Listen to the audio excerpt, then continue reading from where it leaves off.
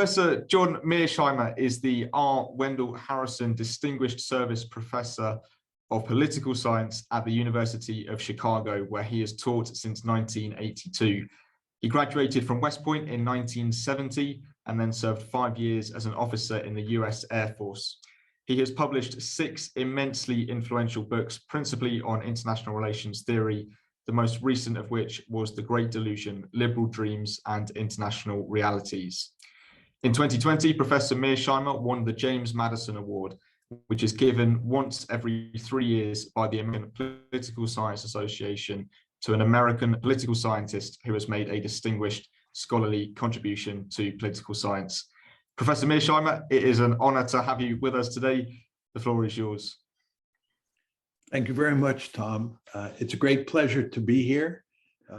Tom asked me to talk for about 20 minutes on the whole subject of the Ukraine crisis, which I, of course, have written about and talked about extensively since 2014. So I'm happy to do that, and I'll answer questions on Ukraine, and I'm willing to answer questions on almost any subject you folks would like to talk about. Let me do 2 things. First, let me talk about the origins and the history of this crisis, and then talk about why it's on the front burner today. And then let me say a few words in conclusion about where we're headed. The conventional wisdom in the West, and this is certainly true in a place like Britain and the United States, is that Putin is responsible for this crisis. It's the Russians. They're good guys and bad guys. And of course, we are the good guys and the Russians are the bad guys. This is simply wrong. The United States mainly, but the United States and its allies are responsible for this crisis, not Putin and Russia. Now, why do I say that? It's very important to understand that what the West has been trying to do since 2008 is turn Ukraine into a Western bulwark on Russia's border. And that policy had 3 dimensions to it. The first and most important is NATO expansion. The idea was that we were going to expand NATO eastward to include Ukraine. The second element of the strategy was EU expansion. So in other words, it was not just NATO expansion that was going to go and include Ukraine, it was also EU expansion. And the third element of the strategy was the color revolution. And in the case of Ukraine, that was the Orange Revolution. And the idea was to turn Ukraine into a liberal democracy like Britain, like the United States. And not only a liberal democracy, but a liberal democracy that was allied with the United States. Because again, this is all part and parcel of a strategy that is designed to make Ukraine a Western bulwark on Russia's border. Now, as I said to you, the most important element of the strategy is NATO expansion. And that's why the April 2008 Bucharest NATO summit is of immense importance. At the end of that April 2008 Bucharest summit, NATO announced that Georgia and Ukraine would become part of NATO. They said, this is going to happen, period. The Russians made it unequivocally clear at that point that that is not going to happen. They drew a line in the sand. As you all know, there were 2 big tranches of NATO expansion before that 2008 meeting. The first tranche of NATO expansion was in 1999. That included Poland, Hungary, and the Czech Republic. Then there was a second tranche in 2004, which included countries like Romania and the Baltic states, and so forth and so on.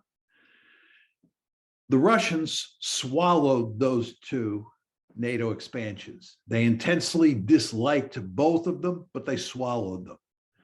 When NATO said in 2008 that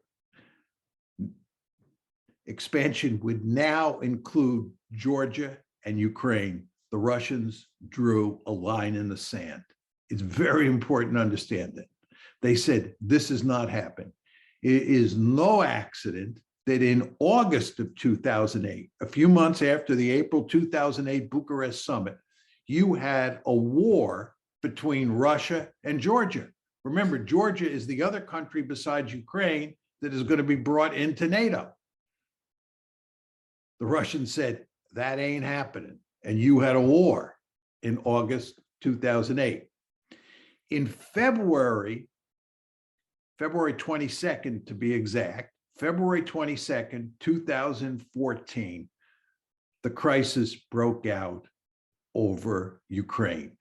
And it was mainly precipitated by a coup in Ukraine that overthrew a pro-Russian leader and installed a pro-American leader. The United States was involved in that coup. The Russians went ballistic. This is hardly surprising. They went ballistic, and they did two things. First is they took Crimea from Ukraine. Why did they do that? You understand that there is a very important naval base called Sevastopol on Crimea. And there's no way the Russians are going to let Sevastopol become a NATO naval base. This is not going to happen. That's the principal reason that the Russians took Crimea. And the second thing that they did is that the Russians took advantage of a civil war that broke out in eastern Ukraine almost immediately after the February 22nd, 2014 crisis. And what the Russians have done is they have fueled that civil war, and they have made sure that their allies, who are mainly Russian speakers and in many cases Russian, in eastern Ukraine are not defeated by the Ukrainian government. They, in effect, are wrecking Ukraine. The Russians are basically saying, we will wreck Ukraine before we allow Ukraine to become a member of NATO. So the Russian response is very important to understand this. In 2014, when the crisis first broke out into the open in response to what had happened in Bucharest in 2008, the Russian response was twofold. Number one, they took Crimea. And you should all understand, Crimea is gone. It is never going back to Ukraine, one. And number two, they have said implicitly that we will destroy Ukraine, we will wreck it before we will let it become a member of NATO. Now, the question you want to ask yourself is, why are the Russians doing this? This is Realpolitik 101. And the fact that people in the West, especially in places like Britain and the United States, don't understand this boggles my mind. I just don't understand it. The idea that you could take a military alliance run by the United States, the most powerful state in the world, and run it up to Russia's borders, and the Russians wouldn't be bothered by it, is simply unthinkable. We in the United States have the Monroe Doctrine. The Monroe Doctrine says that no distant great power is allowed to form a military alliance with a country in the Western Hemisphere, and is certainly not allowed to move military forces into the Western Hemisphere. I remember the Cuban Missile Crisis very well. What happened there is the Soviets put nuclear tipped missiles in Cuba. The United States said, this is categorically unacceptable. Military forces from afar are not allowed in the Western Hemisphere. and we had the Cuban Missile Crisis, and the end result is those missiles were removed. When the Soviets were later talking about building a naval base at Cienfuegos, the United States told them in no uncertain terms, you are not building a naval base at Cienfuegos. Just not going to happen. The United States views the Western Hemisphere as its backyard, and it prohibits distant great powers from coming into its backyard. Well, don't you think the Russians are going to be deeply disturbed by the United States turning Ukraine into a bulwark right on its borders? Of course they are. And the Russians told us that immediately after the Bucharest summit. The Russians made it categorically clear that Ukraine is not going to become part of NATO. But of course, the Americans and their allies did not listen, because we believe that we're the good guys. We're a benign hegemon here in the United States, and we can do pretty much anything we want in the world. And for a while, it looked like we could get away with that. As I said, the Russians accepted the first NATO expansion, the 1999 one, and they accepted the second NATO expansion. But after Bucharest, they said, this is not happening. So you had this major crisis that broke out in February 2014. Now, the crisis tamped down quite a bit after 2014. But in the fall of last year, 2021, it began to ramp up. And of course, early this year, and I'm talking about early 22, it became a full-blown crisis. And the question that we want to ask ourselves is, what happened here? You know, why all of a sudden did this crisis go from the back burner to the front burner? And the answer is that the United States and its allies were effectively turning Ukraine into a de facto member of NATO. You'll hear lots of rhetoric today that the Russians really had nothing to worry about because nobody is talking about making Ukraine a member of NATO today. And I think that's true.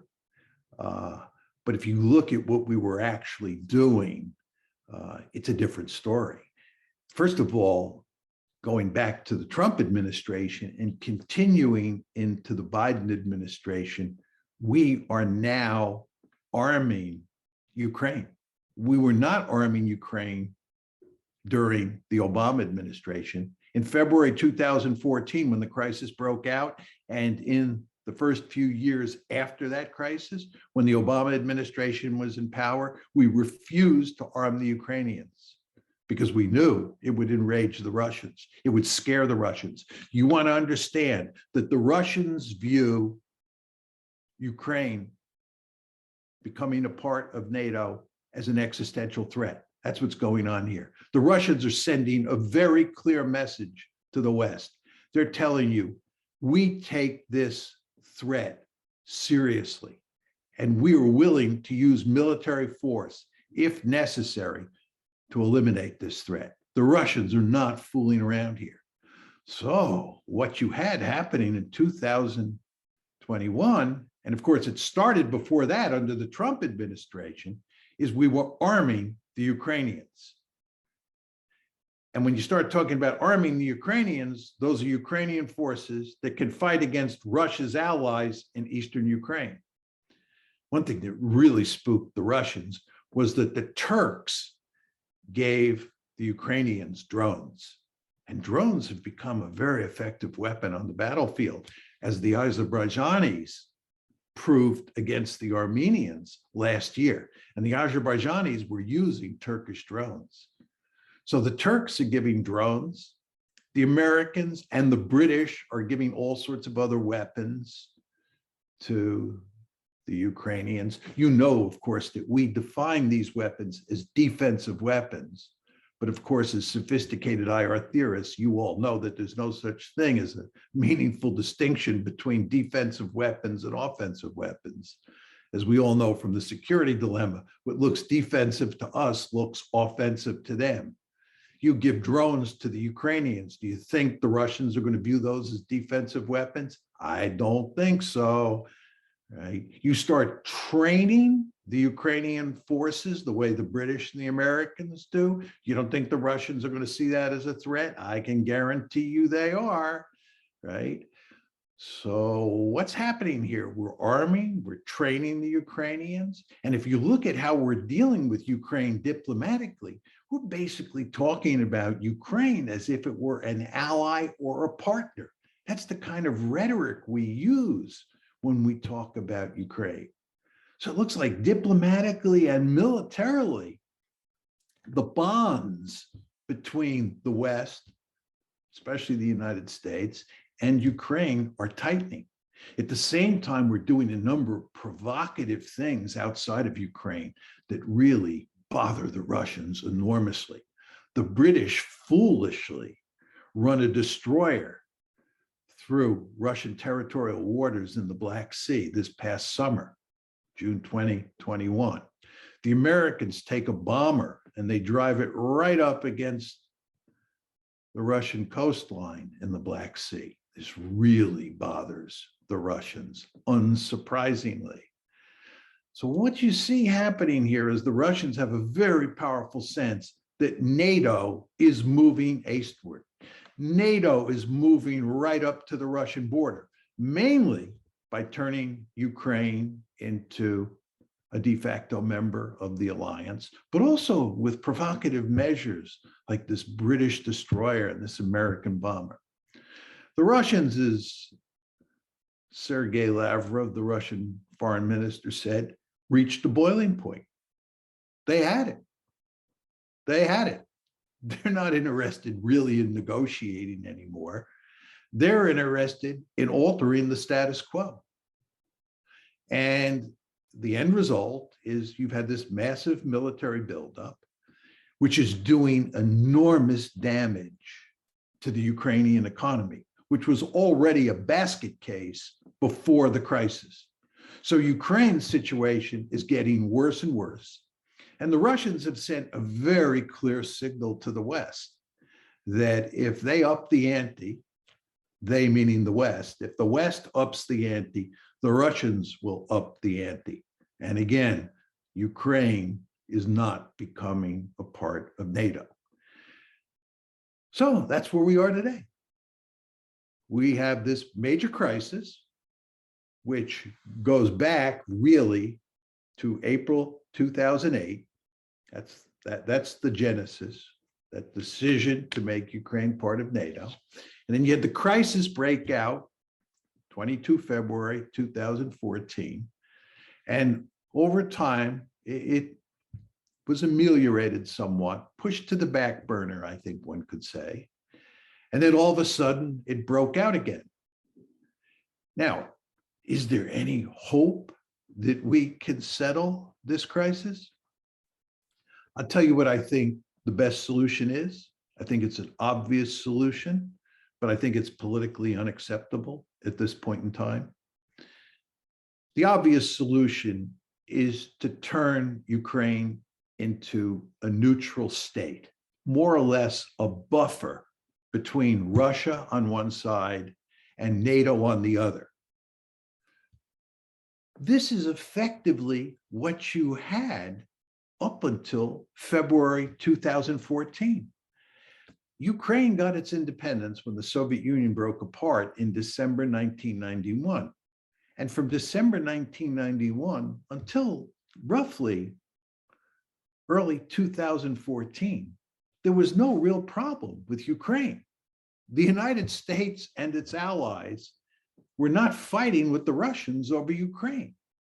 There was a verbal dispute going back to the April 2008 Bucharest summit, but there was no crisis because Ukraine from 1991 to 2008, to 2013 was, through 2013, was effectively a neutral state. It was a buffer.